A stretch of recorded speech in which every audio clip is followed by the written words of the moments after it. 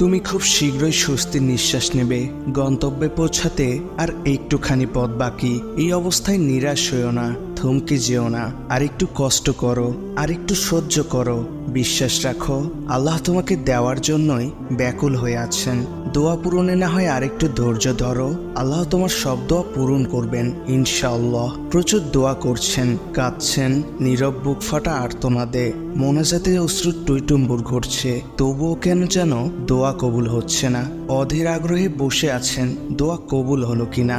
সেই দোয়া যেটা আপনি দীর্ঘ সময় ধরে আল্লাহর কাছে চেয়ে আসছেন, যেটার জন্য আপনি দিনরাত জায়নামাজে বসে আল্লাহর সামনে লম্বা সময় অশ্রু জড়িয়েছেন, যেটার জন্য আপনি 2 হাত তুলে আল্লাহর কাছে বারবার ছোট বাচ্চাদের মতো আবদার করেছেন, যেটার জন্য আপনি আকাশের দিকে তাকিয়ে অপেক্ষা করেছেন এবং চোখের কোণে আসা পানি হাত দিয়ে মুছেছেন, যেটার জন্য আপনি সিজদায় পড়ে অঝোর ধারার অশ্রু ঝরিয়ে জায়নামাজ ভিজিয়েছেন, যেটার জন্য আপনি কোরআন তেলাওয়াত করতে গিয়ে আবেগ নিয়ন্ত্রণ করতে না পেরে প্রচুর কেঁদেছেন।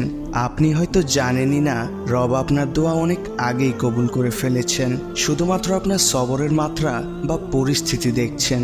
ধৈর্য রাখুন। কখনো কখনো ভালো জায়গায় পৌঁছানোর জন্য খারাপ পরিস্থিতির মধ্য দিয়ে যেতে হবে। তাই সময়ের অপেক্ষা করুন। চাওয়াটা যদি হালাল হয়, পাওয়াটা নিশ্চিত ইনশাআল্লাহ।